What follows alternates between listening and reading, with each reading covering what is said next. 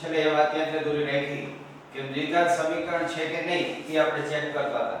એ જ રીતે આપણને કુલ પ્રશ્ન આપ્યો હોય તે કુલ પ્રશ્નમાં આપેલી શરત પ્રમાણે શક્ય છે કે કેમ તે માટે આપણે વિવેચક શોધતા હતા અને વિવેચકના આધારે બીજના 3 પ્રકાર હતા કે જો વિવેચક d > 0 આવે તો સમીકરણના 2 બીજ છે, વિવેચક d = 0 આવે તો સમીકરણને 2 સમાન બીજ એટલે કે એક જ બીજ છે, અને જો d < 0 આવે તો સમીકરણનો ઉકેલ નથી. એટલે આપણે આવા દાખલામાં પણ વિવેચક શોધી અને વિવેચકમાંથી આપણે નક્કી કરી શકીએ કે આ પ્રકારની શરત પ્રમાણે શક્ય છે કે કેમ. માનો તમને એવી રીતે એક રકમ આપી છે, બે મિત્રોની ઉંમરનો સરવાળો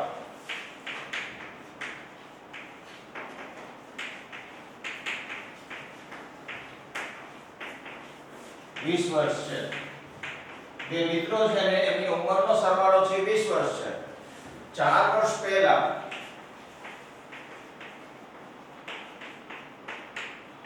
તેઓની ઉંમરનો ગુણાકાર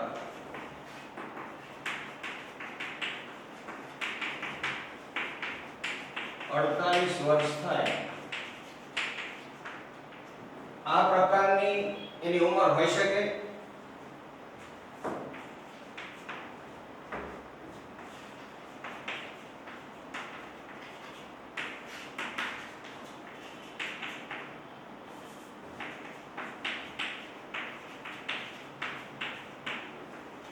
હોય તો બંનેની ઉંમર શોધો.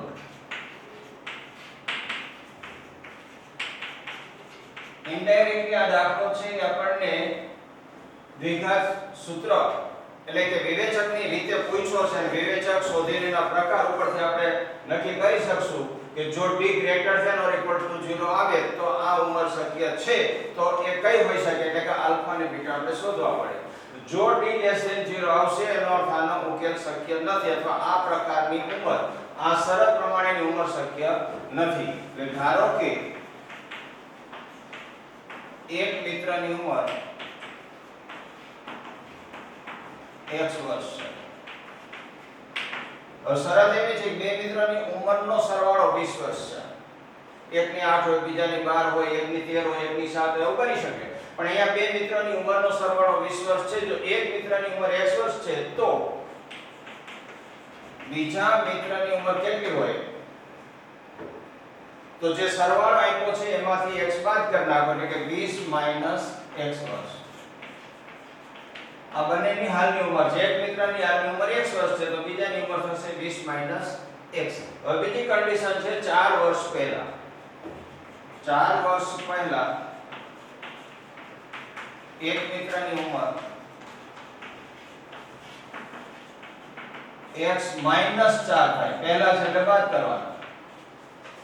અને 4 વર્ષ પહેલા બીજા મિત્રની ઉંમર 20 - x - 4 કરવા પડે. આ હાલની ઉંમર છે એમાંથી 4 બાદ કર્યા. આ બીજા મિત્રની ઉંમર છે એમાંથી 4 બાદ કરશો એટલે થઈ જશે 16 - x. એટલે પહેલાની 4 વર્ષ પહેલાની ઉંમર x - 4 હોય તો બીજાની 4 વર્ષ પહેલાની ઉંમર 16 - x હોય. હવે તેમનો ગુણાકાર એટલે 4 વર્ષ પહેલાની ઉંમરનો ગુણાકાર 48 છે.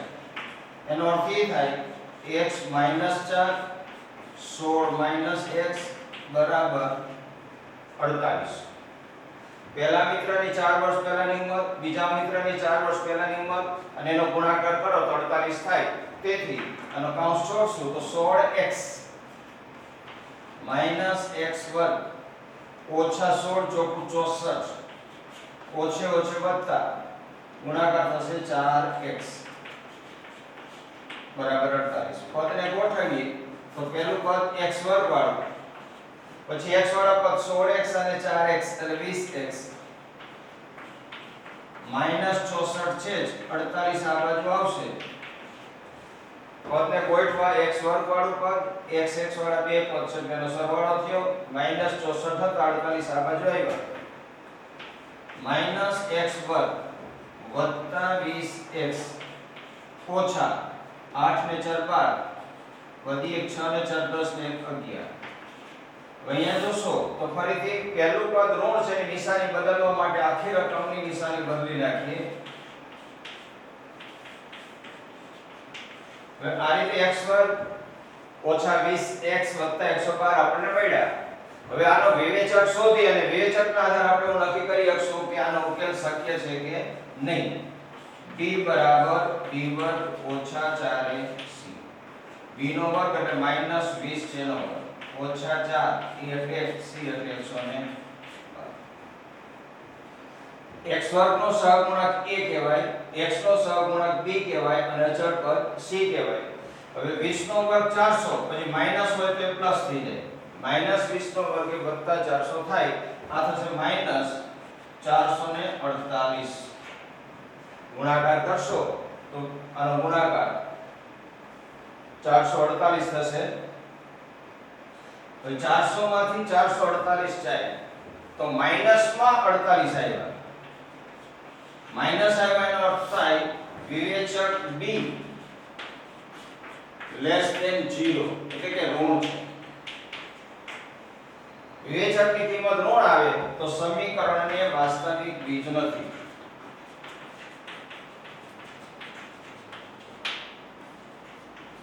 વાસ્તવિક બીજ નથી એનો અર્થ આ પ્રકારની ઉંમર શક્ય નથી.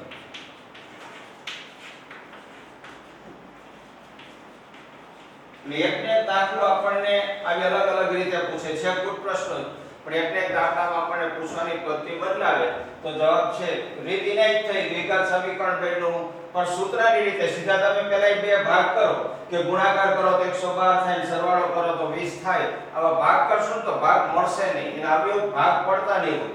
પણ આપણે સીધી રીતે આવું કહી શકીએ કારણ કે પ્રશ્ન જ એવો પૂછ્યો છે કે આવો ઉકેલ શક્ય છે. તો શક્ય છે કે નથી એના માટે આપણી પાસે વિવેચકની ત્રણ શરતો છે. તો એ વિવેચકના આધારે પણ આપણે જવાબ નક્કી કરી શકીએ. તો આ રીતે આપણને અહીંયા વિવેચક ઋણ મળ્યો.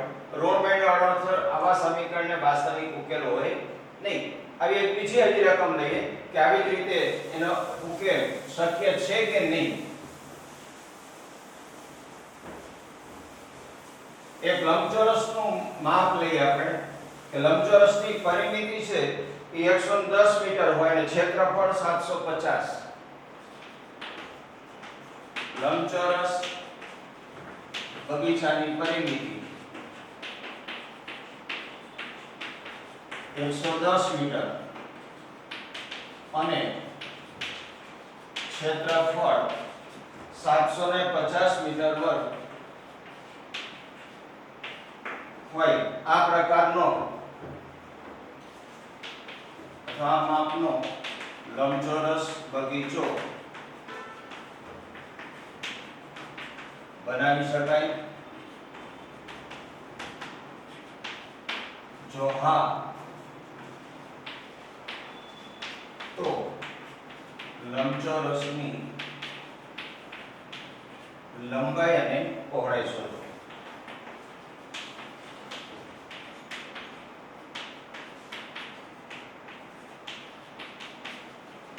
તો અહીંયા પણ એના જેવો જ દાખલો છે. પહેલામાં આપણને બે મિત્રોની ઉંમર કીધી હતી અને શરત આપી હતી કે આ શરત પ્રમાણેની બંને મિત્રોની ઉંમર હોઈ શકે. તો વિવેચકની કિંમત ઋણ આવી અને શરતના આધારે વિવેચક ઋણ હોય તો એના ઉકેલ શક્ય નથી એટલે કે વાસ્તવિક બીજ મળે નહીં. અહીંયા પણ આપણે એક લંબચોરસ બગીચો બનાવવાનો કીધો છે, પણ એના માટે શરત આપી કે બગીચાની પરિમિતિ 110 મીટર થતી હોય અને ક્ષેત્રફળ 750 મીટર વર્ગ થતું હોય. એ માપનો બગીચો બનાવી શકાય કે નહીં એનો અર્થ અહીંયા પણ શરત પ્રમાણે આપણે પહેલા દ્વિઘાત સમીકરણ મેળવીએ. તો પહેલા આપણે ધારવું પડશે લંબચોરસની પરિમિતિ એનું સૂત્ર છે 2 કૌંસમાં લંબાઈ વત્તા પહોળાઈ. મિત્રો આ પાકું કરજો, મારો એક્સપીરિયન્સ તમને શેર કરું છું. આવું અગાઉના વર્ષોમાં પૂછેલું છે. પરિમિતિ પૂછી છે, ક્ષેત્રફળનું સૂત્ર બોલે છે. પૂછીએ લંબચોરસની પરિમિતિ તો કે લંબાઈ ગુણ્યા પહોળાઈ. લંબાઈ ગુણ્યા પહોળાઈ એ ક્ષેત્રફળ છે. લંબચોરસની પરિમિતિનું સૂત્ર 2 કૌંસમાં લંબાઈ વત્તા પહોળાઈ છે. પરિમિતિ 110 કીધી છે. હવે આમાંથી 2 વડે ભાગી નાખીશ તો લંબાઈ વત્તા પહોળાઈ 55 છે. હવે આપણે એવું ધારી લઈએ, ધારો કે લંબચોરસની લંબાઈ x છે. જો લંબાઈ x હોય તો લંબચોરસની પહોળાઈ અહીંયા લંબાઈ અને પહોળાઈનો સરવાળો 55 છે. એમાંથી લંબાઈ x થઈ રહી છે તો x આમાંથી બાદ કરી નાખીએ પહોળાઈ વધે એટલે 55 - x આટલા મીટર. એટલે પરિમિતિ ઉપરથી પહેલા તો લંબાઈ અને પહોળાઈનો સરવાળો આપણે જોઈ લેવાનો. તો પરિમિતિ છે લંબાઈ પહોળાઈના ડબલ હોય કારણ કે લંબચોરસની સામસામેની લંબાઈ સરખી હોય સામસામેની પહોળાઈ સરખી હોય એટલે અડધા કરો એટલે લંબાઈ વત્તા પહોળાઈનો સરવાળો થાય. હવે એમાંથી આપણે લંબાઈ x ધારી લઈએ તો પહોળાઈ 55 - x મીટર થઈ જાય. બીજું સૂત્ર આપણને આપ્યું છે એનું ક્ષેત્રફળ. હવે લંબચોરસનું ક્ષેત્રફળ 750 મીટર વર્ગ છે. ક્ષેત્રફળનું સૂત્ર છે લંબાઈ ગુણ્યા પહોળાઈ 750. હવે લંબાઈ આપણે x ધારી છે અને પહોળાઈ 755 - x છે. પહેલા પરિમિતિના સૂત્રનો ઉપયોગ કર્યો એટલે એના ઉપરથી લંબાઈ પહોળાઈનો સરવાળો મળ્યો. લંબાઈ ધારી લીધી એટલે પહોળાઈ આપણને ખબર પડી. હવે સૂત્ર આવે ક્ષેત્રફળ લંબાઈ ગુણ્યા પહોળાઈ બરાબર 750. લંબાઈને આપણે x ધાર્યા છે પહોળાઈ 55 - x આપણને અહીંયા મળ્યા છે. આનો કૌંસ જોડશું તો 55x - x વર્ગ બરાબર 750. અને આ બાજુ લખીએ આપણે -x વર્ગ વત્તા 55x ઓછા 750 બરાબર 0. -x વર્ગ વત્તા 55x 750 ને આપણે આ બાજુ લીધા. ઋણ નિશાની કાઢવા માટે x વર્ગ ઓછા 55x વત્તા 750 બરાબર 0. હવે અહીંયા આપણને એવો પ્રશ્ન કર્યો છે કે આ બનાવી શકાય કે નહીં. તો અહીંયા પણ આપણે વિવેચક શોધીએ અને જો d બરાબર જે d ની કિંમત મળે છે એ d > 0 મળે અથવા = 0 પણ મળી શકે. કારણ કે લંબાઈ પહોળાઈ સરખા હોય તો ચોરસ થાય. ચોરસ છે લંબચોરસ તો છે જ. ચોરસને લંબચોરસ કહી શકાય, લંબચોરસને ચોરસ ના કહી શકાય. પણ અહીંયા આપણે પહેલા વિવેચક શોધીએ.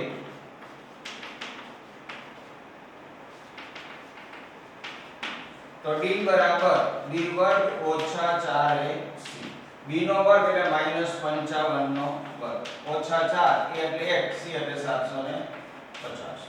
અહીંયા આનો વર્ગ કરવાનો છે એટલે 55 ગુણ્યા 55 કરો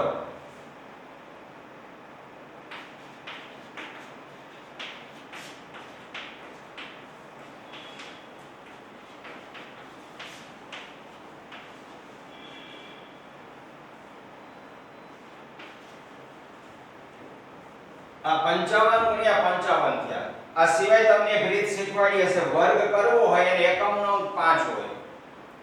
સીધા વર્ગ માટેની રીત તમને આગળ આવી હોય 25 નો વર્ગ હોય 35 નો વર્ગ હોય 45 નો વર્ગ હોય એટલે કે એકમનો 5 હોય એના વર્ગ માટેની સીધી રીત શીખવાડી હતી. છેલ્લા બે તો 25 થઈ જાય. છેલ્લો એકમનો 5 છે એટલે 5 નો વર્ગ 25 કરવાનો.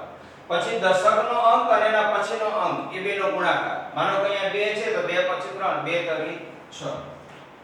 એ જ રીતે 35 નો વર્ગ તમારે જોતો હોય તો 25 તો થાય જ પણ 3 અને 3 પછી 4 3 ચોક 12. એ જ રીતે અહીંયા 55 નો વર્ગ તમારે જોતો હોય તો 25 તો આવશે પણ 6 5 ને 30. આ તમને યાદ ન આવે તો આપણી રીતે આ તો ગુણાકાર છે પણ જો આ તમે યાદ કરો તો સીધો અને ઝડપથી થઈ શકે. જ્યારે એકમનો અંક 5 હોય તો ડાયરેક્ટ આ ગુણાકારની વર્ગની રીત છે. હવે આનો ગુણાકાર માઈનસ અને 4 થી ગુણશો અને 0 5 ચોક 30 ની 0 વધી 2 7 ચોક 28 ને 2 30.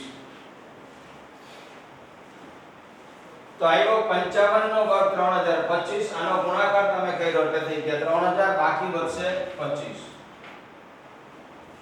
3025 માંથી 3000 એટલે 25 વધે અને 25 > 0 છે.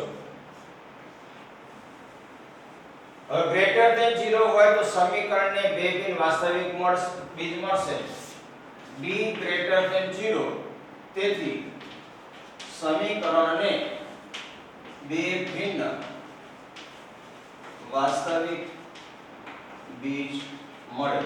એનો અર્થ એ થાય કે જે શરત આપી છે માપનો બગીચો બનાવી શકાય. આટલું નથી થઈ ગયું. કે આ માપનો બગીચો બનશે.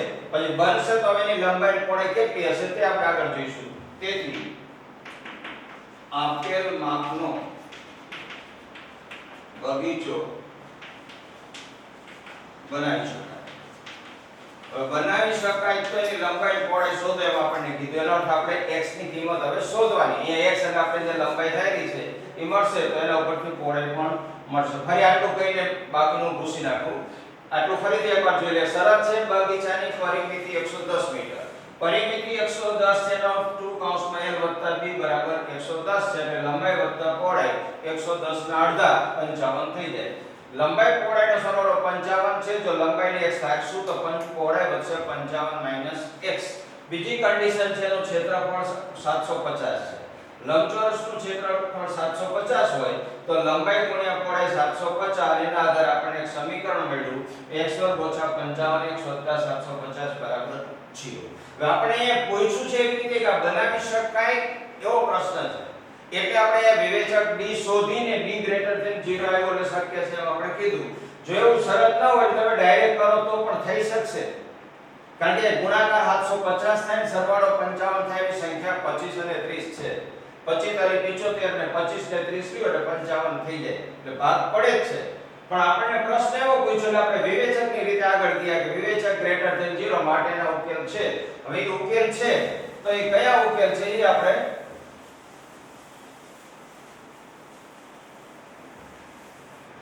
તેથી આલ્ફા બરાબર -b વત્તા વર્ગમૂળ d છેદમાં 2a. બે બીજ મળશે. કયા કયા બે બીજ મળે છે આપણે જોઈએ. તો -b એટલે અહીંયા b તરીકે -55 છે તો એ પ્લસ થઈ જશે. વર્ગમૂળ d એટલે 25 છેદમાં 2a x વર્ગ નો સહગુણક 1 છે. હવે 25 નું વર્ગમૂળ 5 55 + 5 છેદમાં 2. 55 ને 5 60 60 ભાગ્યા 2 એટલે 30. આ આલ્ફા છે. એ જ રીતે બીટા બરાબર -b વર્ગમૂળ d છેદમાં 2. હવે માઈનસ માઈનસ પ્લસ થશે 55 ઓછા વર્ગમૂળ d 25 થાય છેદમાં 2a. 55 - 5 છેદમાં 2. 50 ભાગ્યા 2 એટલે 25.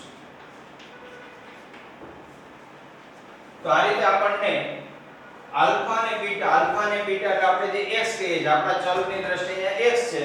x એટલે લંબાઈ અને પહોળાઈ. તેથી લંબાઈ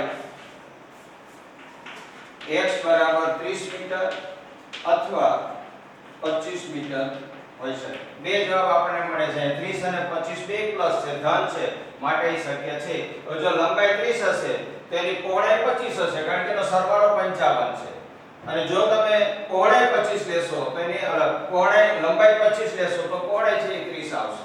ટૂંકમાં લંબાઈ અને પહોળાઈ છે એ 30 અને 25 એકમ આપણને મળશે.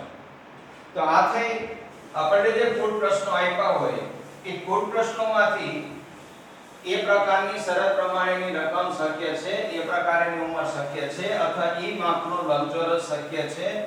મિત્રો ગણિત એક વિષય છે કે આમાં નાના મોટા ફેરફાર કરીને ઘણું બધું ફેરફાર કરી શકાય. રીત અને પદ્ધતિને બરાબર સમજો રકમમાં ફેરફારો તો હોઈ શકે છે. એટલે એમાં એવું ક્યાંય નથી. આપણે જે કંઈ શીખીએ છીએ ટેક્સ્ટમાં આપેલા દાખલા હોય કે ઉદાહરણ હોય એ આપણી પ્રેક્ટિસ અને આપણા ધ્યાનમાં આવે કે આવું હોઈ શકે પણ એમાં ફેરફારોને પૂરતો ચાન્સ છે. એવો જ એક બીજો દાખલો છે ટેક્સ્ટની અંદર જ છે, ઉદાહરણ છે. રકમ હું લખું પહેલા ઘડિયાળમાં આ વ્યવહારુ દાખલા એકદમ પણ થોડુંક લોજિક ચલાવવું પડે છે. ઘડિયાળમાં 2 વાગ્યા અને t મિનિટના સમયે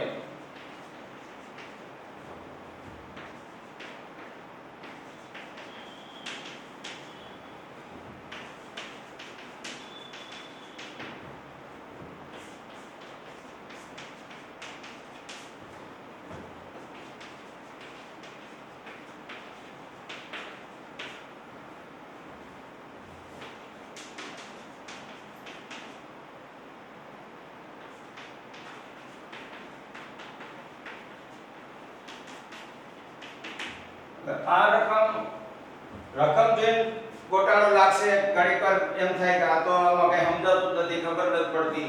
હું તમને ખાલી વ્યવહારિક ઉદાહરણ આપું. તમારી પાસે ઘડિયાળ હોય, ઘડિયાળમાં જોઈ પણ તમે અનુમાન કરી શકો. તમને અહીંયા એક બતાવું કે આપણી પાસે એક સામાન્ય રીતે ઘડિયાળ હોય તો અહીંયા આપણે 12 હોય, 3 હોય, 6 હોય, 9 હોય, પછી વચ્ચે 1 અને 2 હશે, અહીંયા 4 અને 5 હશે, અહીંયા 7 અને 8 હશે, 10 અને 11 હશે. હવે અત્યારે હું એમ કહું છું ઘડિયાળમાં જે રકમ આપ્યું છે એ પ્રમાણે 2 વાગ્યા અને t મિનિટ એવું આપણને કીધું છે. એનો અર્થ હું એમ કહું કે 2 ને 10 થઈ છે. આવું આપણે રેગ્યુલર બોલતા જ હોઈએ છીએ, આપણે વ્યવહારિક લાઈફમાં પણ આપણે બોલતા હોય. કોઈ આપણને પૂછે કેટલા વાગ્યા, તરત જ કહે ભાઈ 2 ને 10 થઈ. હવે મજાક કરવાની આપણને આદત હોય એટલે આપણે એવું કહેતા હોય, એક કીધું 2 ને 10 થઈ તો બીજો એમ કહે છે 3 માં 50 ઓછી છે. આ બેમાં કઈ ફરક છે? 2 ને 10 થવી કે 3 માં 50 ઓછી, આ બે એક જ થાય કે નહીં? હવે ઘડિયાળમાં અહીંયા 2 ને 10 થાય એટલે લગભગ બે કાંટા, મોટો કાંટો નાનો કાંટો ની બાજુમાં બે પાસે જશે. 10 મિનિટ થાય એટલે મોટો કાંટો બે ઉપર જશે. હવે અત્યારે 2 ને 10 થઈ છે, એનો અર્થ 3 માં કેટલા ઓછા છે? 3 થવા માટે કાંટો અહીંયા આવવો જોઈએ. તો અહીંથી અહીંયા આવે એટલે 60 મિનિટ થાય. પણ 60 માંથી કેટલી મિનિટ ઓછી થઈ? તો 10 મિનિટ. એટલે કે જેટલી મિનિટ કીધી છે 60 માંથી બાદ કરો. તમે 60 માંથી 10 બાદ કરશો તો 50 વધશે. તો 3 માંથી 50 ઓછા છે એમ પણ કહી શકાય. એટલે 2 ને 10 કયો કે 3 માં 50 ઓછા છે એમ કયો. એનો અર્થ એ થશે અહીંયા કે 60 માઈનસ t. અને અહીંયા આપણે જે 10 કીધા છે, 2 ને 10 કીધા કે 10 મિનિટ એટલે t પોતે છે. હું અહીંયા t ની જગ્યાએ 10 છે એમ બોલું છું. 2 વાગ્યા ને 10 મિનિટ થઈ એટલે અહીંયા 10 છે. હવે 2 ને 10 થઈ એનો અર્થ 3 વાગ્યામાં કેટલા ઓછા છે? 50 મિનિટ. તો 50 શું કામ કીધા તમે? 50 જ કેમ કહ્યું? એટલે 40 કેમ નહીં? 70 કેમ નહીં? તો કે કલાકની 60 મિનિટ હોય. 60 મિનિટમાંથી 10 મિનિટ તો થઈ ગઈ છે. 2 ને 10 થઈ એનો અર્થ 3 થવામાં 10 મિનિટ આગળ વહી ગઈ. હવે બાકી 50 વધ્યા એટલે 60 માંથી 30 t બાદ કરો. 2 ને 10 થયા છે તો જેટલા થયા છે 60 માંથી બાદ કરો, ઈ 2 ને 10 બતાવે છે. હવે 2 ને 10 બતાવે છે, ઈ જ 3 માંથી કેટલા ઓછા છે? તો અહીંયા લખ્યું છે 3 વાગ્યામાં આટલી મિનિટ ઓછી છે. જે આપણે અહીંયા 50 બોલતા હતા, 50 બોલતા હતા એને આ ભાષામાં લખ્યું છે કે t વર્ગ છેદમાં 4 માઈનસ 3. કે 2 માં 10 ઓછા હોય ત્યારે 3 માં એટલી મિનિટ ઓછી હોય. 2 ને t મિનિટ થાય ત્યારે 3 માંથી t વર્ગના છેદમાં 4 માઈનસ 3 આટલી મિનિટ ઓછી છે. આ બેનો અર્થ એ છે 2 ને 10 કેવી અને 3 માંથી 50 બાદ કરવું, બેનો અર્થ સરખો થાય. અહીંયા અત્યારે તમે એમ બોલો છો કે 2 ને 10 થઈ છે અને એ જ વસ્તુ છે 3 માં 50 ઓછી છે. એટલે હવે અહીંયા આટલું જ ઘડિયાળમાં જોઈને મોઢે આ બધો હિસાબ કરી શકાય છે. પણ એટલે જ હું તમને કહું છું કે ગણિતને જ્યારે તમે વ્યવહારમાં એન્ટર કરી દેશો ત્યારે તમને ગણિત છે સમજાવવાનું સરળ પડશે. અને એ રીતે જોશો ત્યારે વિષય ન રહેતા તમારો શોખનો વિષય બની જશે. એટલે આ 2 માં 10 ઓછી હતી તે અને એ જ વસ્તુ 3 માં 50 ઓછી છે તે. હવે અહીંયા એક સમીકરણ આપણને મળશે. 4 લસા લઈ લો પહેલા. 6 ચોક 24 240 4t બરાબર t વર્ગ 4 તરી. અહીંયા છેદ છે એટલે છેદ લસા લેવો પડે તો 4 થી આને ગુણ્યા 4 થી આને ગુણવા પડે, 4 થી આને ગુણવા પડશે. હવે t વર્ગ વાળું પદ અને 12 તો છે જ. પહેલી બાજુ જશે વત્તા 4t માઈનસ 240. આ t વર્ગ ઓછા 12 માઈનસ 4t નું પહેલી બાજુ લઈ ગયો, 240 ને પહેલી બાજુ લઈ ગયો. હવે t વર્ગ વધતા 4t પદને ક્રમમાં ગોઠવશો તો t વર્ગ વત્તા 4t માઈનસ 12 છે, માઈનસ 240 છે. આ બે સજાતીય પદો છે, બે માઈનસ હોય તો થાય સરવાળો 2 4 ને 2 4 ને 5 252. 240 માં 12 ઉમેરી દો એટલે 252 થાય માઈનસ 252. હવે આના બે ભાગ કરવાના છે. દ્વિઘાત સમીકરણની રીતે આપણે જે 3 પદના 4 પદ કરતા હતા એવું કરશું. તેના ભાગ આ 252 ના ભાગ કરવાના. તેના ભાગ કરતા કરતા ગુણાકાર 252 થાય અને બાદબાકી કરો તો 4 થાય એવી સંખ્યા. એક શોર્ટ ટ્રીક તમને કહું તો 252 ની આજુબાજુમાં પૂર્ણ વર્ગ સંખ્યા કઈ? 252 ની આજુબાજુ એમ સીધું યાદ ના આવે તો 10 નો વર્ગ 100, 20 નો વર્ગ 400. તો 10 નો વર્ગ 100 કરતા મોટા, 20 નો વર્ગ 400 કરતા નાના છે. 10 અને 20 ની વચ્ચે છે તો નક્કી છે. તો 11 નો વર્ગ, 12 નો વર્ગ, 13 નો વર્ગ યાદ કરશો તો 13 નો વર્ગ 179, 4 નો વર્ગ 196, 14 નો વર્ગ 196, 15 નો 225 થાય. તો 14, 15 ની આજુબાજુમાં 4 ના અંતરે આ સંખ્યા છે. 10 અને 20 ની વચ્ચે છે, 11 થી 19 ની અંદર છે અને 4 ના તફાવતે છે. હવે હું તમને એમ કહું કે 11 થી શરૂ કરી આમ તમે લખશો અથવા મોઢે યાદ કરશો. આટલી સંખ્યામાંથી છે એમાંય ખાસ કરીને શરૂઆતની બે સંખ્યાઓ લગભગ નીકળી જાય કારણ કે 11 નો વર્ગ, 12 નો વર્ગ, 13 નો વર્ગ લેશો એના કરતા તો મોટા છે. બીજું હવે જે તમે લ્યો ને એમાં એનો તફાવત 4 જ થવો જોઈએ કારણ કે આપણે બાદબાકી 4 જોઈએ છે. હવે બાદબાકી 4 જોતી હોય તો 11 લઈશ તો 11 પછી 11 4 15 થાય. તો 11 ને 4 15 માં છેલ્લા બે આંકડાનો ગુણાકાર કરો એમ જોઈએ છે 2. એ બેનો ગુણાકાર થવો જોઈએ તો એ થવાનો નથી. 5 * 1 = 5 થાય. એનો અર્થ એ શક્ય નથી. હવે બીજા કે 12 ને 4 16. 4 ના તફાવતે આમાંથી બે સંખ્યા છે. હવે આમે લેશો તો 6 દુ 12 થાય. એ શક્યતા વિચારવાની કે 12 નો 16 નો ગુણાકાર કરશો તો એ 252 નહીં થાય કારણ કે 12 નો વર્ગ 144 જ છે, 16 નો વર્ગ 256. હવે એવી રીતે 13 અને 17 લેશો તો તેમાં છેલ્લે બે મળતા જ નથી. 7 * 21 થાય, બગડો જોઈએ છે નથી.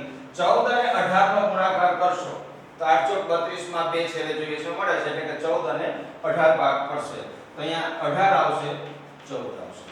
તો એનો અર્થ થાય t2 + 18t ઓછા 14t માઈનસ 252 બરાબર 0. આમ પણ કરી શકો. 252 ને આપણે જે પ્રાથમિકમાં ભાગ કરતા તેમ કરી શકો પણ થોડું આપણે આગળ જવાનું ને આપણી રીતે વિચારતું થવાનું. લોજિક જેટલું તમે આગળ કરશો એટલો તમને આગળ જતા આગળના અભ્યાસમાં ફાયદો થશે. તો અહીંયા આપણને બે સંખ્યા મળે છે 14 અને 18. હવે પહેલા બે અને છેલ્લા બે ની રીતે ભાગ કરો અથવા ડાયરેક્ટ પણ એક રીત શીખવાડી હતી કે ભાગ તમને ખબર પડી કે 14 અને 18 ભાગ પડે છે તો 2 માં t 14 અને 18 આ બે ભાગ પડ્યા. મોટા પદની નિશાની વચ્ચેની 18 મોટા છે એટલે પ્લસ આવશે તો માઈનસ આવશે. એટલે t + 18 બરાબર 0 અથવા t - 14 બરાબર 0. તો t બરાબર -18 આવશે પણ ઋણ આવી શક્ય નથી. તો t બરાબર 14. તો આવો આપણને એક જવાબ મળશે કે t બરાબર કેટલી મિનિટ થઈ હોય. તો આવી રીતે આપણને જુદી જુદી શરતોના આધારે દાખલો થોડોક અગત્યનો એટલા માટે કહીશ કે ગયા વર્ષે દાખલો પૂછ્યો તો બે નળવાર આપણે એવો દાખલો લઈએ છીએ. ટેક્સ્ટનો દાખલો છે પણ થોડી રકમ લોજિક ચલાવવું પડે છે. થોડી વાર માટે એવું લાગશે એકાદ બે વખત તમે વાંચો વિચારશો એટલે ફરીથી તમારા મગજમાં બેસી જશે. કહી દઉં આપણને એવું કહે છે કે 2 અને t મિનિટ થઈ છે તો 2 અને t મિનિટ એટલે કે 2 અને 10 મિનિટ બોલવી કે 3 માં 50 ઓછા બે સરખું જ છે. હવે અહીંયા t મિનિટ એટલે 60 માંથી બાદ કરવા પડે. 2 ને 10 તમે બોલો છો તો 2 ને 10 10 એટલે કોણ તો કે 60 - 10 એટલે 50. એટલે 60 માંથી 10 જાય તો 50 થી ઈ ગયો અને 3 માં 50 ઓછી જેમ કે બે એક સરખું થાય. એટલે આ બે ભાગ જો આપણને સમજાઈ જાય પછીથી તો આખું દ્વિઘાત સમીકરણની રીત છે. અહીંયાથી કશું અઘરું નથી. મિત્રો દરેક દાખલામાં એક કામ પેલું કરવાનું દ્વિઘાત સમીકરણ બનાવતા તમને આવડે. એટલે મેક્સિમમ પ્રેક્ટિસ દ્વિઘાત સમીકરણ બનાવતા સુધીની તો દરેક દાખલામાં આપણે કરવાની.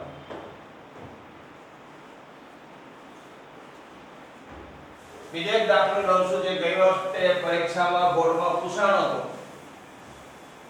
અને ઘણા બધાને એમાં તકલીફ પડી અને ફરિયાદ કરતા હતા કે આ દાખલો ફેરથી પૂછ્યો છે, નકરો હતો, નામ હતું, તેમ હતું. હકીકતમાં ટેક્સ્ટનો જ દાખલો છે પણ આપણે મોટા ભાગે એ ઉદાહરણને નેગ્લેક્ટ કરતા હોઈએ છીએ. ઉદાહરણ સમજીને જતા જવા દઈએ છીએ, જોતા નથી. ઘણી વખત મેં પોતે પણ આ કરેલું છે. હું તમને ચાલુ ક્લાસે પણ કહેતો હોઉં છું કે ઉદાહરણ છે ને વાંચવાની ટેવ પાડજો, વાંચતા રહેજો. અને પરીક્ષા હું ટેસ્ટ લઉં છું, લેખિત ટેસ્ટ લઉં છું તેમાં મેં મૂકેલા હોય છે, કહું છું પણ ખરો કે ધ્યાન રાખજો ઉદાહરણના દાખલા પણ ટેક્સ્ટમાં પરીક્ષામાં હોઈ શકે. એવો દાખલો ગઈ વખતે પૂછ્યો તો એની રકમ હું લખું. બે નળ છે, જે વ્યવહારિક દાખલા જ છે. એક નાનો નળ અને એક મોટો નળ. આપણે અહીંયા નાનો નળ અને મોટો નળ બોલશું. હકીકતમાં નળ નાનો મોટો એવો અર્થ નથી હોતો, પણ એના ડાયામીટર વ્યાસના આધારે નળ નાનો મોટો કહેવાય. લંબાઈ અને પહોળાઈની દ્રષ્ટિએ નહીં, ઘણી વખત લંબાઈ નળ છે ને આમ 100 માં લાંબા હોય, એક નળ નાનો હોય પણ એ બેનો ડાયામીટર સરખો હોય આવું બને. પણ અહીંયા આપણી રકમમાં જ્યારે નાનો નળ અને મોટો નળ બોલીએ છીએ ત્યારે એ વ્યાસની દ્રષ્ટિએ છે. જેનો વ્યાસ મોટો એ મોટો નળ અને જેનો વ્યાસ નાનો છે એ નાનો નળ છે. એ રીતે અહીંયા બે નળ છે. એક ટાંકી ભરતા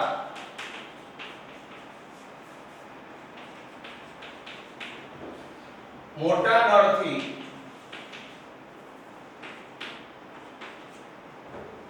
મોટા નળને નાના નળ કરતા 10 કલાક સમય ઓછો લાગે છે. જે ટાંકી છે પાણીની ભરવાની, હવે આપણે ત્યાં બે પ્રકારની ટાંકી હોય છે, કારણ કે હવે એપાર્ટમેન્ટ સિસ્ટમ થઈ ગઈ એટલે દરેક એપાર્ટમેન્ટના ભોંય તળિયે ભૂગર્ભ ટાંકો હોય છે જે આખા એપાર્ટમેન્ટને પાણી પૂરું પાડે છે. એટલે કોર્પોરેશનનું કે જે કંઈ પાણી આવતું હશે પહેલા આપણા ભૂગર્ભના ટાંકામાં ભરાતું હોય છે. એમાંથી આપણે અગાસી છત ઉપર ટાંકા મૂકેલા હોય છે, ટાંકા ભરાતા હોય છે. આ રીતે એક નળ ટાંકો ભરવાનો છે. એ ટાંકો ભરવામાં મોટા નળને એટલે કે મોટા વ્યાસવાળો જે નળ છે એને નાના નળ કરતા 10 કલાક સમય ઓછો લાગે છે. જો બંને નળ એક સાથે ચાલુ રાખવામાં આવે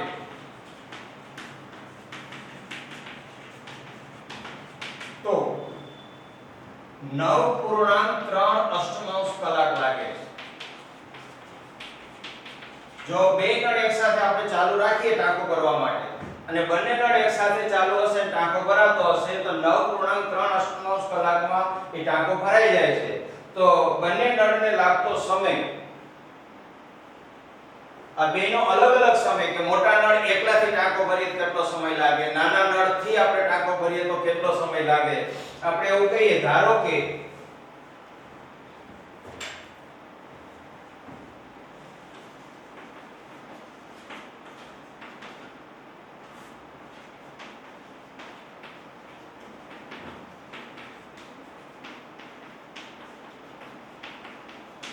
ફરીથી યાદ કરાવું તો અહીંયા આપણે નાનો નળ અને મોટો નળ શબ્દ જ વાપરીએ છીએ. હું લાંબુ લખતો નથી કે નાના વ્યાસવાળો નળ, નાનો નળ, મોટા વ્યાસવાળો નળ, મોટો નળ એવું નથી લખતો.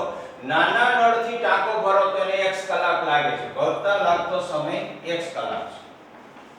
5 કલાક, 7 કલાક, 10 કલાક, અહીંયા x કલાક આપણે ધારીએ છીએ. તો મોટા નળથી ટાંકો ભરતા કેટલો સમય લાગશે? તો અંદર જ શરત છે. જો મોટા નળને નાના નળ કરતા 10 કલાક ઓછી લાગે છે. આને જેટલી કલાક લાગે છે એના કરતા આને 10 કલાક સમય ઓછો લાગે છે.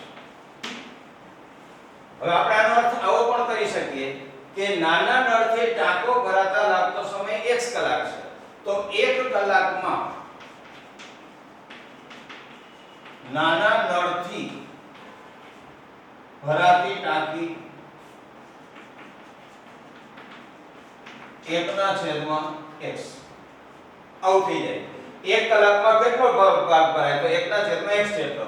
અને 1 કલાકમાં મોટા નળથી ભરાતી ટાંકીનો ભાગ 1/x ઓછા 10 કલાક થાય. આ 1 કલાકમાં કેટલું પાણી ભરાશે, ટાંકીની અંદર કેટલું પાણી ભરાય છે આ 1 કલાકમાં ભરાય છે. હવે આખી ટાંકી ભરાતા લાગતો સમય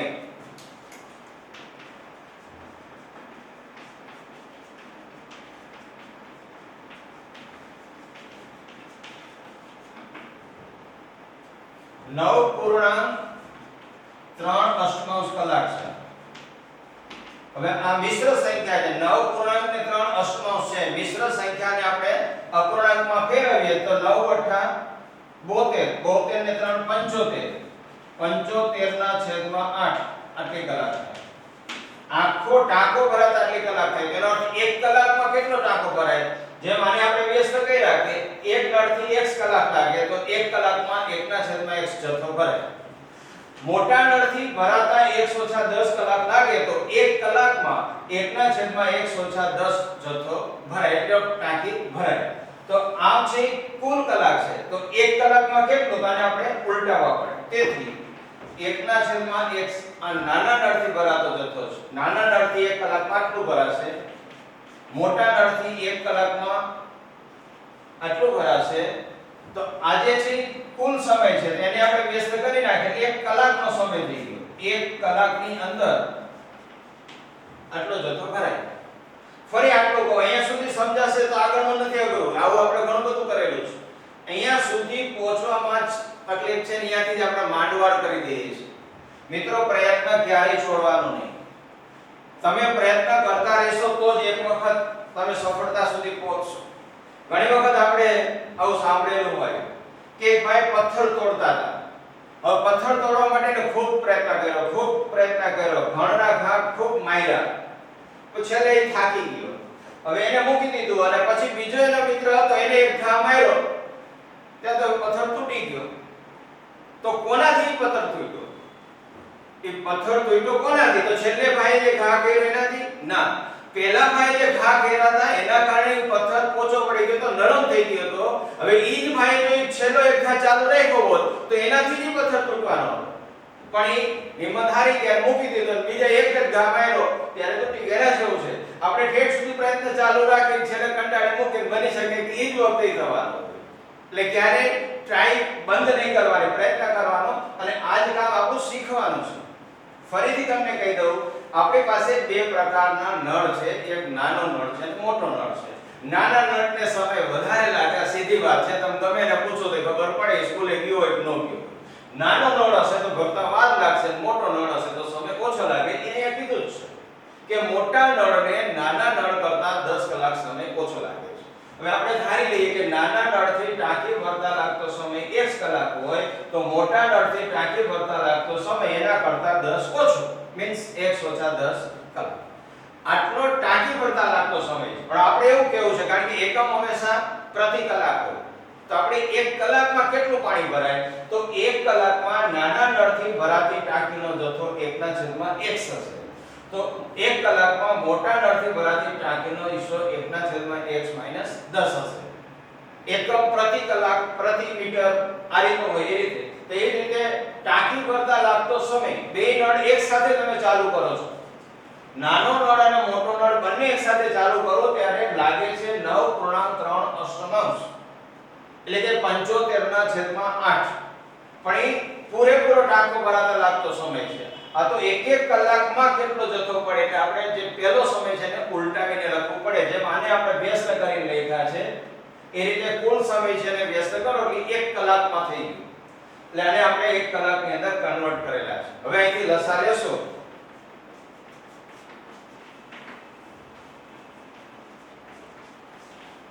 અહીંયા 3 છેદ છે અને ત્રણેય છેદ અલગ અલગ છે. ત્રણેયના છેદમાં x, x - 10 અને 15 એટલે ત્રણેય આપણે લસા લેવો પડે.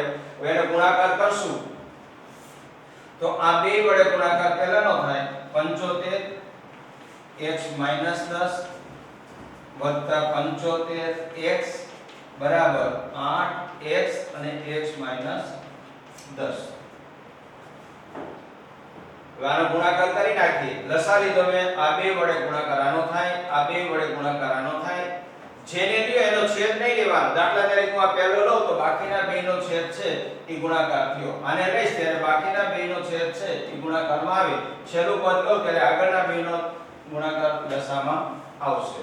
તો એ 75x - 750 વત્તા 75x બરાબર 8x વર્ગ ઓછા 8x વર્ગ થાય. નાનો ગુણાકાર કરશો તો 80x થશે. આમાંથી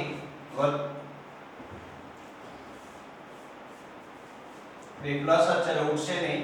75x અને એ 75x એટલે 150x થઈ જશે -750 બરાબર 8x વર્ગ ઓછા 80x. અને અહીંયા લઈ જઈએ આપણે તો x વર્ગ વાળું પર x વાળું પર આ 150x એ પેલી બાજુ જશે એટલે માઈનસ થશે, આ ઓછાના વત્તા, એટલે 8x વર્ગ ઓછા આનો સરવાળો કરો એટલે 230x પ્લસ 750 બરાબર 0. હવે આજે સમીકરણ મેળવ્યું એ સમીકરણનો વિવેચક d શોધો. ગુણાકારની રીતે આપણે કરશું તો આપણે એવું શીખ્યા હતા કે આના જેટલો ગુણાકાર થવો જોઈએ અને સરવાળો કરો તો વચ્ચેનું પદ થવું જોઈએ, પણ જ્યારે રકમ મોટી હોય ત્યારે એવું ન કરતા તમે વિવેચક d શોધી કાઢો. b વર્ગ ઓછા 4ac. હવે વિવેચક તમે શોધશો અને વિવેચકની કિંમત તમને મળશે અને d મળ્યા પછી આલ્ફા બરાબર અને બીટા બરાબર આ બે બીજ શોધવાના. આલ્ફા અને બીટા જે આવશે એ x આવશે.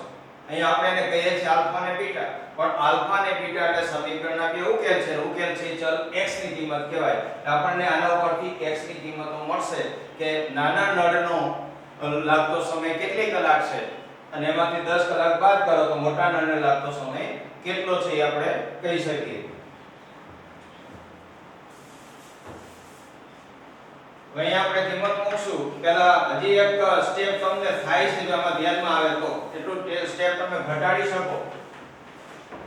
મેં અવયવ વખતે કીધું હતું કે મોટા ભાગે સામાન્ય કાઢવાના છે ને આપણને બહુ ઓછા યાદ આવે છે. આમાંથી મિનિમમ 2 તો સામાન્ય નીકળે જ છે, કારણ કે 8 બેકી સંખ્યા છે, 230 બેકી સંખ્યા છે, 750 પણ બેકી સંખ્યા છે. એટલે બે કોમન કાઢી લેશો પછી વધશે 4x વર્ગ ઓછા 115x વત્તા અને અડધા કરશો એટલે 3 દુ 6 15 એટલે 7 દુ 14 અને 5 દુ 10 375 700 ના 350 50 ના 25 બીજા. હવે આના વિવેચક d શોધી કાઢવાનો અને d ના આધારે ઉકેલ શોધવાનો એટલે તમને એનો જવાબ છે એ નાના નળથી લાગતો સમય અને મોટા નળથી લાગતો સમય છે એ ખબર પડી જશે. હવે આ રીતના બીજા જે દાખલા છે થોડા એ તમને લેસનમાં આપો, આપણે પ્રેક્ટિસ કરશું. જો નહીં થાય તો આપણે ફરી પાછા બધા જ જવાબો તમારી સામે એક વખત મૂકીશ. એટલે આપણે લેસન છે એ લેસન આપણે જોઈ લઈએ, કેટલાક દાખલા તમને પ્રેક્ટિસ થાય. આપણે જે શીખ્યા છે સમજાવવું કે કેમ, એટલા માટે દાખલાની રકમ તમને કેટલીક આપું છું એ ઘરે કરજો.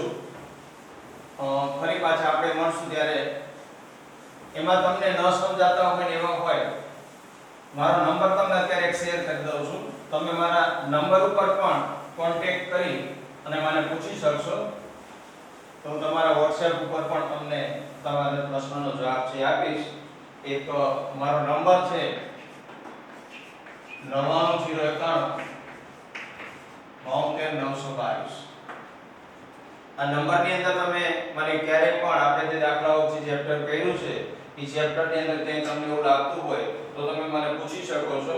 તો તમને તમારા WhatsApp ઉપર પણ એનો જવાબ આપીશ. અને એ સિવાય પણ આપણા ચેપ્ટર પૂરું થશે ત્યારે આપણે કેટલાક દાખલા એવા જે મને ખરેખર એવા લાગે છે કદાચ તમને પણ સમજવામાં તકલીફ પડતી હશે તો એવા કેટલાક દાખલા લેશું. બધે આપણે નહીં લઈએ, પણ તમને ન થાય તમે પર્સનલી પણ મને મારા WhatsApp નંબર ઉપર પૂછી શકો છો. તમારો WhatsApp નંબર નાખીને અથવા મારા WhatsApp શેર કરશો એટલે તમને એનો જવાબ મળશે. એક થોડીક રકમો છે, 3 ટૂંક પ્રશ્નો છે એટલે થોડા નાના પ્રશ્નો પણ ફેરવીને જે પૂછેલા હોય છે એ હું તમારી સામે મૂકું છું. ઘરે ટ્રાય કરશું આપણે, ને નહીં થાય તો આપણે પૂછી લઈશું.